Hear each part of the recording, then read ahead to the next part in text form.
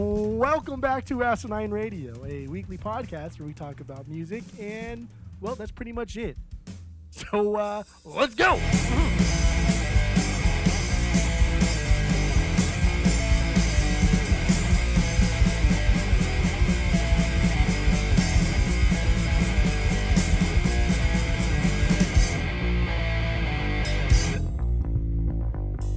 Hey. This is Asinine Radio. This is the weekly music podcast where every week we get into a different band, different artist, and we listen to all of their records so you don't have to, and we rank them from worst to best. Before we do that, we normally do our 6 Degrees with Tom DeLonge, which I did not do this week. Did you do it? I mean, like, it's super duper easy. There's a lot of NFG connections. Dude, the fucking rhythm guitarist has Blink-182 tattooed on his knuckles. Mark Hoppus was his biggest inspiration. So, yes. There you go. So, there you go. Yeah. So, while you're listening, go to Spotify, Apple Podcasts, give us 5 stars, tell all your friends. My name is Tyler, and way out there, hundreds of miles away, is Jeff. So, I don't know. That's all I got for the boring intro. Let's get right into it. They got 7. What would you say? That was boring. That was boring, yes. So, A Day to Remember, that's who we're doing this week. And they have 7 records. And like I said, we're going to rank them from worst to best. Fucker. Best, give a biggest banger if we got him. Stinker if we got him too. So what do you got for number 7, Jeff? Go. Number 7 is You're Welcome, their 7th record, 2021. Another record I was really excited for just because I like this band. And this is equal parts like shitty A Day to Remember with like shitty electronic metalcore, but also just like good songwriting from these guys. Because there still are like good melodies here. There are good parts of this record. But while they are good at writing catchy songs, this record has them all ruined by dumb parts, by stupid bridges, by terrible like electronic metalcore, which is another sub-genre that it just does not work most of the time. 9 times out of 10, it does not fucking work, man. The electro metalcore shit is just, is not good. But there's like a lot of that Imagine Dragons type sound here. There's a lot of clapping, a lot of fucking clapping and shit here. I don't know what that is. I don't know why they're doing it. Wrote that down too. I think fans at like Breaking Benjamin or like Ice Nine Kills would probably like this record. But for me, this is this is a tough one. I bought this on the vinyls and I purged it within like I think like 2 or 3 days. I know you did. You were so excited too. It was gone. Yeah. Oh shit. All right. Yeah, my number 7 is also You're Welcome from 2021. No banger. This album is trash. This album sucks. There's so much there. It's all pop. It's all a pop record with a lot of electronic stuff. Electronic metalcore is actually the best way to describe it. It's that, and also Imagine Dragons. There are many moments that sound like Imagine Dragons, and that band or that guy, whoever, I think it's just one guy really, forgot his name, but that music just is not good. It's really, really not good. And I feel like that's what this record is trying to be, because Imagine Dragons were blowing up like in the late 2010s, like 2016 through 2019, they were blowing up. So it makes sense for a band to want to stay relevant with the changing times to kind of pick up on various aspects of pop music. And it does not work for this band. I don't think this band is strong. They're good at things. I'll just say this right now. They're good at things, but they're not particularly strong at anything. Oof. Or extraordinary at anything. Or revolutionary at anything. Well, you're saying a lot of words that are sometimes not right. So the revolutionary thing is definitely something they are strong at. So we'll get that. Okay. Later, Yeah, that's wrong, stupid. But yeah. So what do you got for number 6? That's wrong, stupid. Not wrong and stupid, just wrong, stupid. That's wrong, stupid. Yeah. That's even so much more like aggressively annoying, demeaning, disrespectful. That's strong, stupid. That's strong, stupid. Yeah. I guess my next least favorite here. This one's kind of weird. So their first record and their name was Treason. This came out 2005. This is interesting because they did re-release this, and I think the re-release version is better because dude, they were like some of them weren't even 20. They're recording this when they're 18, 19, didn't really know what they were doing. So it's endearing in that aspect. Plus, like metalcore has already been established here, and like was digging into a specific sound. These guys really did change that direction of metalcore. My biggest issue with this is the lack of like pop punkage and the overall production. Like that's why the old record, they called it the re-release of this record is called the old record. I think the production then matches like the aesthetic, and so it's better. But it's like who cares though? It's already too late. But this is, and we're not ranking the old record. Exactly. We're just ranking the first but one. I do want to bring that into the conversation because I don't like the original version of this. But like the blueprints are there, the formula is there. They just weren't old enough, experienced enough, didn't have enough money to actually make those things better and make those things like great. And plus, it's just, dude, a bunch of like kids from like Ocala, Florida. Like, who the fuck cares, right? Like nobody fucking cares, and that's why they got no support, no money, whatever. But Second Glance, this is one of my favorite Day to Remember songs. I love this song. It starts off very much like You Know How We Do by TBS, Taking Back Sunday, and drops into a really rad like hardcore punk track that also does like the pop punk stuff justice.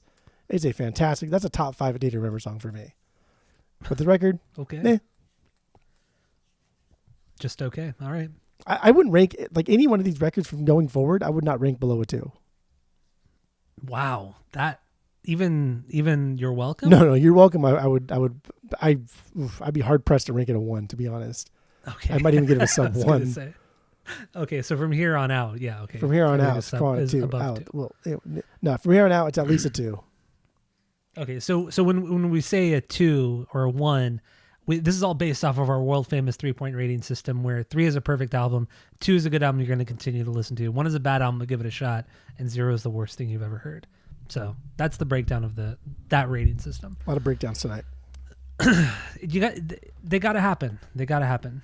All right, so my number 6 is Common Courtesy from 2013. Their 5th record.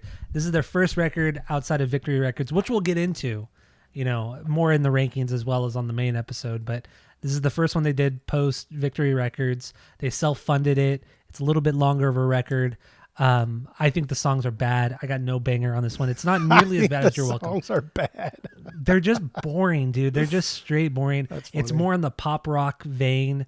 There's a lot of anthemic stuff here. Really a lot of stuff that sounds like Feldy stuff, like, mid 2000 Feldy stuff or early 2010s Feldy stuff. That's what this sounds like to me.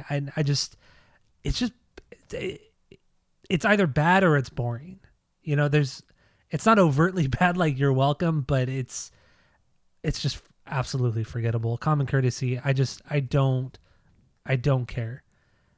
It's just pop rock anthemic crap. That's just, they were lost. The band was lost at this point. Like, reading more about the making of it, they were totally lost on this one. Okay. I'd probably rank this like number 2 because you're a cuck.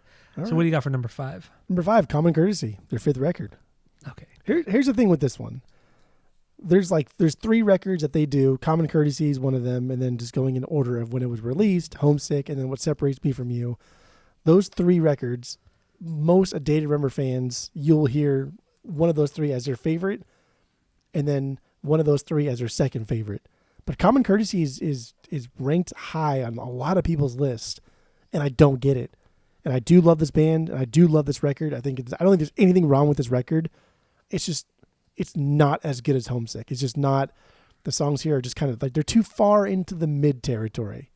Everything's just kind of like, this is a really, really good A Day to Remember filler album. Like, I'm not upset with it. At this point, they I think on this record they even talked about how they were worried about not writing enough like heavier songs.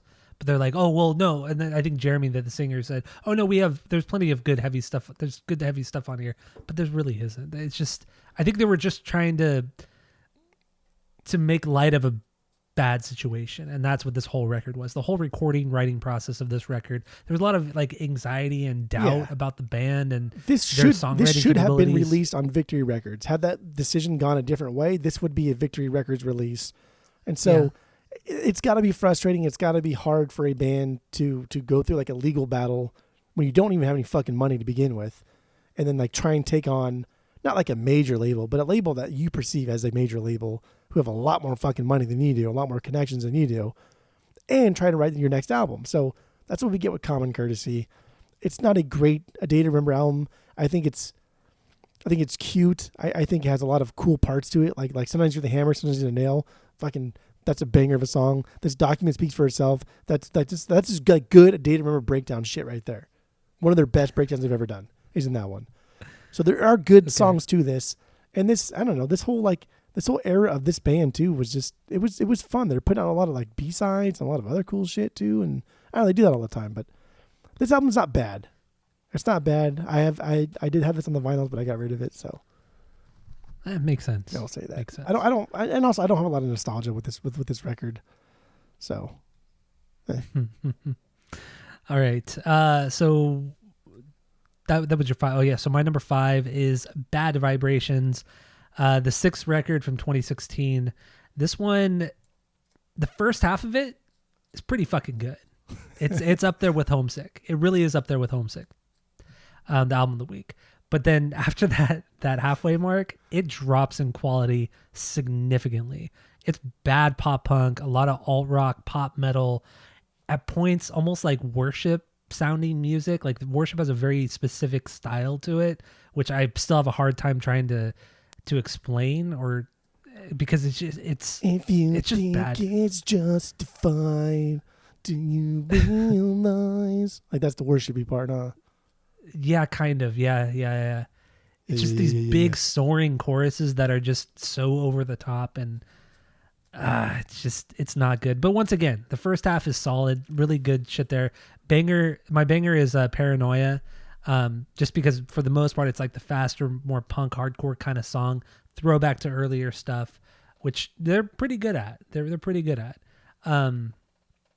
But I don't know. Otherwise, it's just this record's not very good.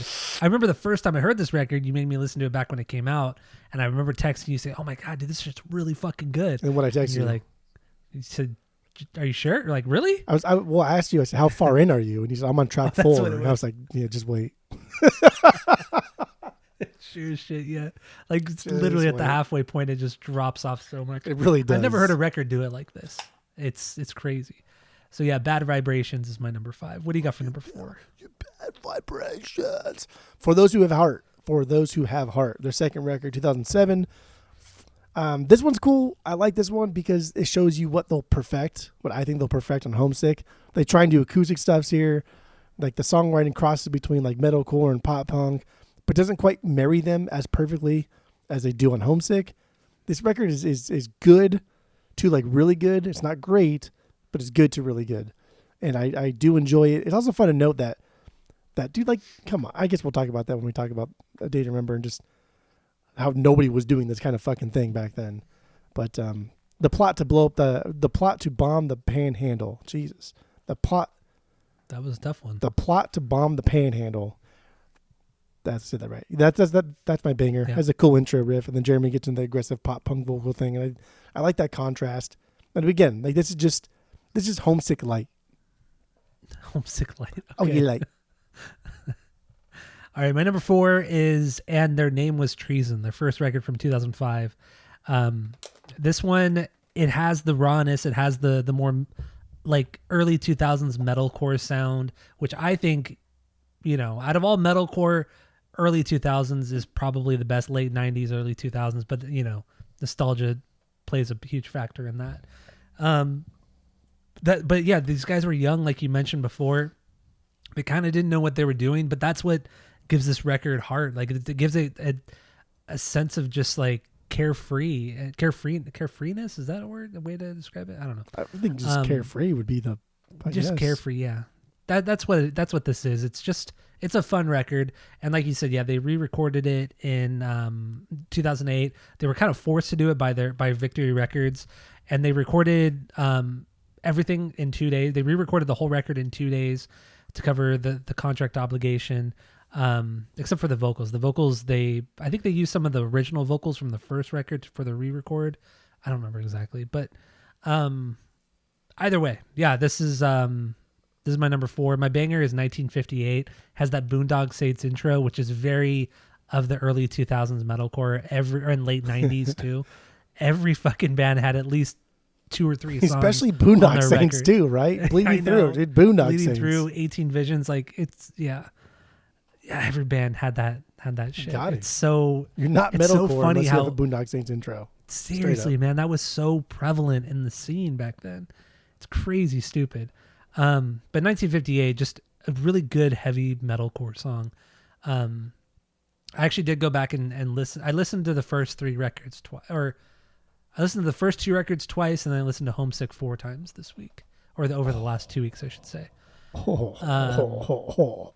Yeah, I'm just saying. Anyway, yeah, that's my number 4, and their name was Treason. So what do you got for number 3? What do you have left? I got some records left. You have Homesick, What Separates Me From You, and then what's the other one?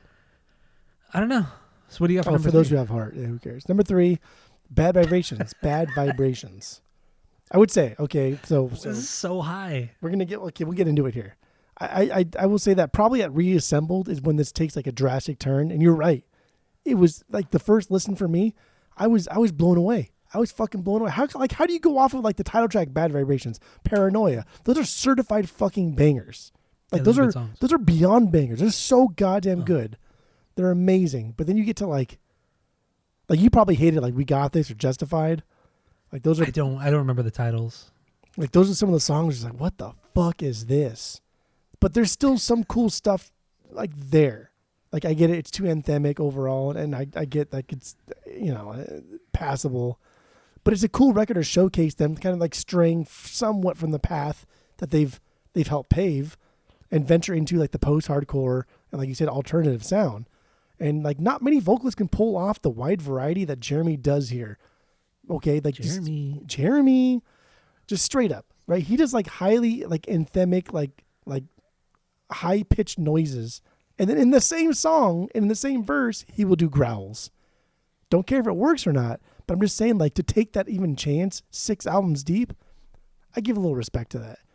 And For, like the first time ever. Yeah. Okay. But like, not many people do that. Not many people can do that. Oh, Like, who does that? it's fine. The guy's We'll got talk good about it growls, in a bro. minute. The guy's got good growls. Get the fuck out of here. The guy's got They're good fine. growls. They're fine. We'll get into bleeding that. through growl. No, the guy's got get the fuck out of here. Sound out stadiums at this point. The fuck out of here.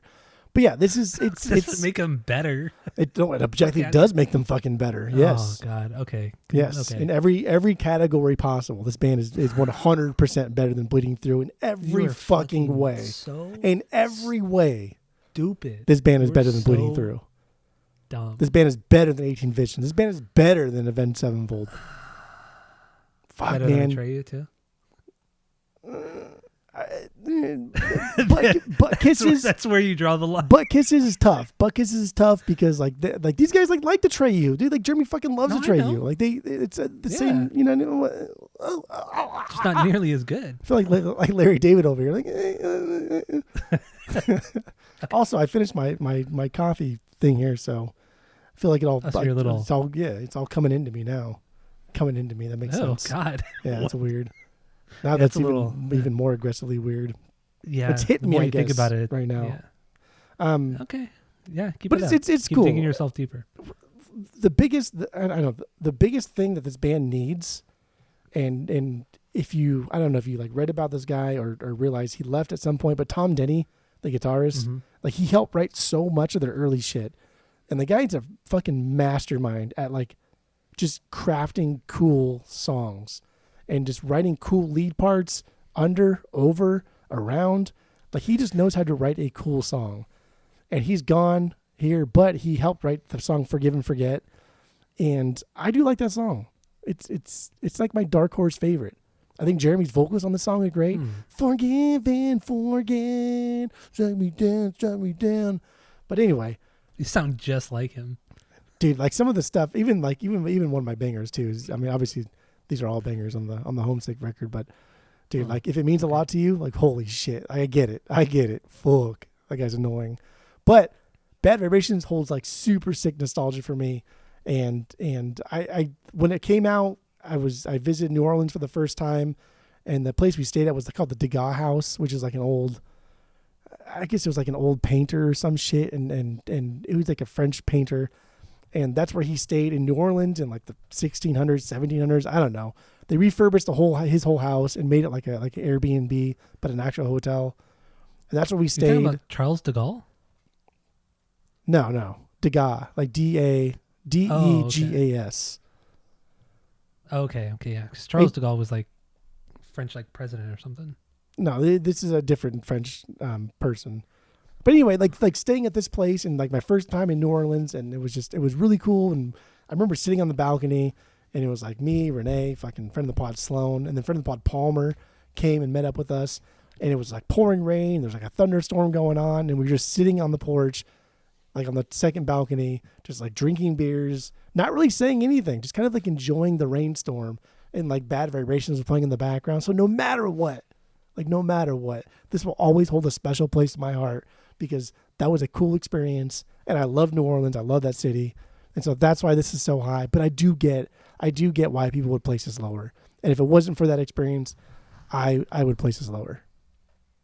All right, that makes sense. Nostalgia plays a huge part in a lot of this stuff. It does, and nostalgia got to me on this one.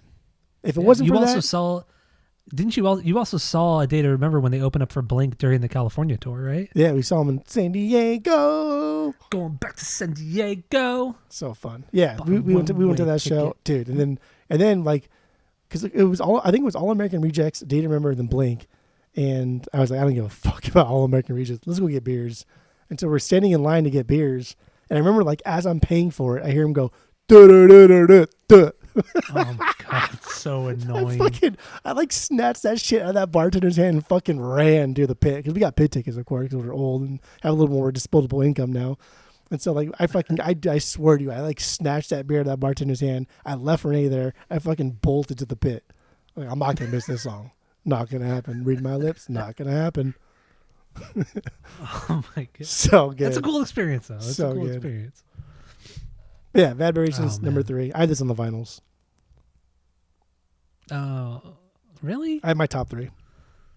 Okay, all right. Actually, so my number 3. I don't actually. What? I actually don't have my top 3. Wait, what's your number 2 then? Well, I don't even know what your number 2 is. I mean, we haven't talked about one of them, but that's fine. So, yeah, my number 3 is What Separates Me From You, their 4th record from 2010. I think this is they were trying to make another Homesick record, and it kind of worked. I mean, they stayed strong with the heavier parts, but you could tell like they were really their pop punk stuff was getting cheesier and cheesier on this particular record. But also the production has like a more raw. That's not even a fucking word. More raw sound. Raw. More raw sound. Like a dinosaur. Yeah, it's like a stupid dinosaur. Dinosaurs aren't real. No. So I just the production is a lot more raw. Never mind. I'm not even gonna go down that rabbit hole. I believe dinosaurs are real, by the way. Anybody wondering, they are real. Yeah, whatever. I go either way. Anyway, I've never seen one. that's true. I haven't either, so they aren't real now. What was I saying? Yeah, this record, it's fine. It's just like Homesick 2.0, just a little bit more raw sounding, more rawer sounding, and but yeah, you could definitely hear the transition into the more pop, more pop centric songs that you hear on later records. It's fine. I would at this point I'm sub 2. I'm still sub 2 at this point. I would never go back to these records. That's wild. I would certainly never get them on vinyl. So yeah, What Separates Me From You? I got no banger on this one. Dude, what are you talking about? Like some of their biggest fucking songs are there. Second Sucks. All signs point to Fort Lauderdale. You're fucking wild. I hate this town. It's so washed up. But all my friends don't give a fuck. It sounds like the last song you just tried to sing. Nah, dude. Last song was, I don't remember what the last song was. But it was different. I don't either. My number 2 is What Separates Me From You. Oh, What Separates Me From You. Not yet. Okay. After Homesick, after Homesick was getting traction and letting them tour longer and bigger, they kind of doubled down on it. Yes, they tried to recreate it, but they went heavier here in a lot of parts, and they tried to write deeper songs. And I like the way Jeremy writes. I like the way he writes because he's not like a great songwriter, but he knows how to like write songs for everybody. Write a song for everyone, like John Fogerty. John Fogerty's write great songs. They just write songs for everybody, and it's fine. This album rips, dude. You're comparing this band to John Fogerty lyrically. Come on, guy.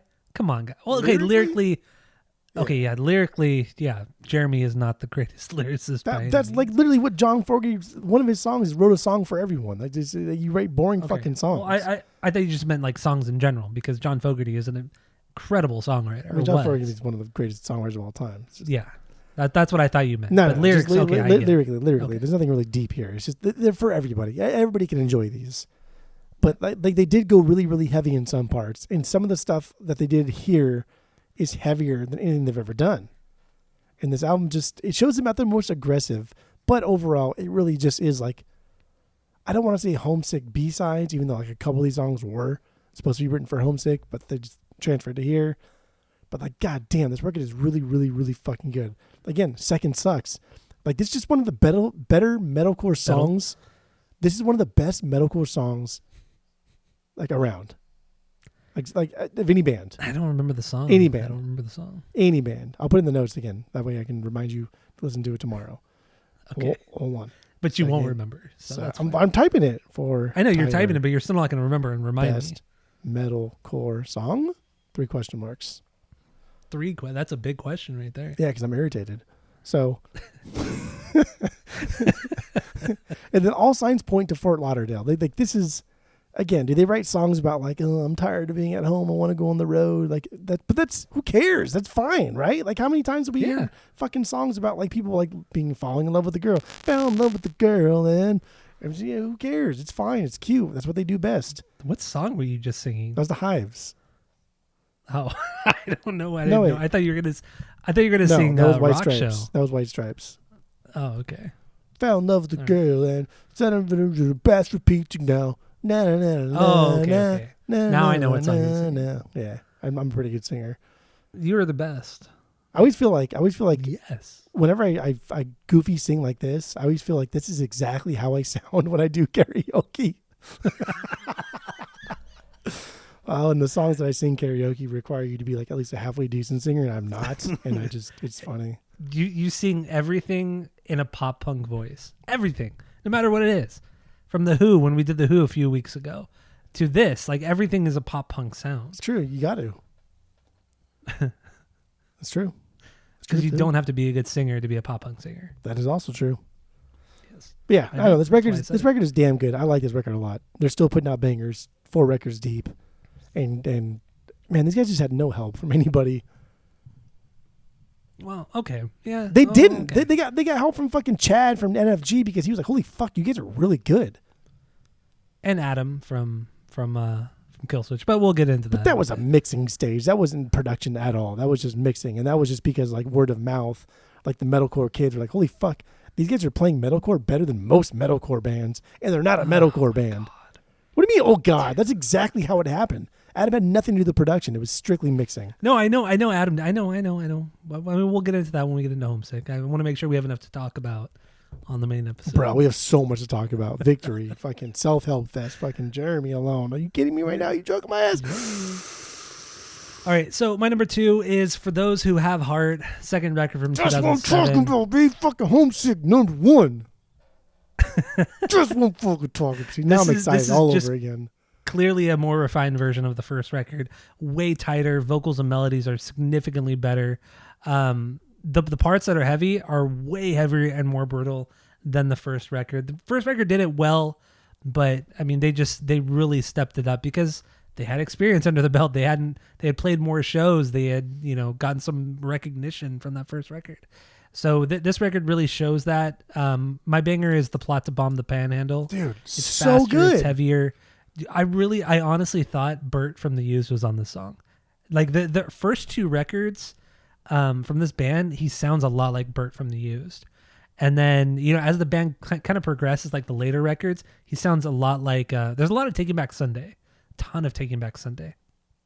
Because they like these bands. Yeah, I know. I can hear it. I can hear influences and them being derivative of other bands and genres. I could absolutely hear it. Yeah. Like saying a band is derivative is almost like a backhanded like compliment. These guys, Oh yeah, that's 100% what I was trying to do. but these guys never like pretended to be something that they weren't. They loved that's true. They love metal music. They love pop punk. Dude, like Blink-182 is like their biggest influence. and they've never again. The rhythm guitarist has it tattooed on his fucking knuckles. So like these guys just love music and they love the scene. They're very happy to be in a band and they're very thankful and happy just to be where they are. And they're so much bigger than like they even have any right to be honest. It's insane. It's fucking insane. They're huge. They're pretty big for this type of music. But it's because everybody likes these guys as people. They never do anything fucked up. They're always super nice to everybody. And like I saw, like after the show was over, I want to talk about too. After the show was over, like Jeremy was out there fucking like signing autographs and shit in San Diego, and you see him in the back and on the side stage watching Blink, and he's all excited, like, oh fuck yeah, I get to play and open for my idols, and I get to watch them, and he watched every single song that Blink played. I'm like, that's cool. Mm-hmm. I like that. It is really cool. Very thankful dudes. Yeah, I mean, their passion is something completely, well, not completely different, but it's separate from the music that they put out. I respect the passion. I think that's super rad, but sometimes the music can be a little bit lackluster, even on the album of the week, which we'll get into, we'll get into momentarily. I don't know. So yeah, my number 2 is For Those Who Have Heart, second record from 2007. Nothing means anything anymore except that your number 1 album is the album of the week, and that's Homesick, and now I'm fucking excited. I'm hyped. That's not saying a lot. I'm hyped. Yes, Homesick. It's our number 1. Baby that's girl, the album of the week. Get into it. Oh. Thank you all for listening. Go to Spotify, Apple Podcasts. Give us 5 stars. Tell all your friends. And that's it. That's all. Da, da, da, da, da, da.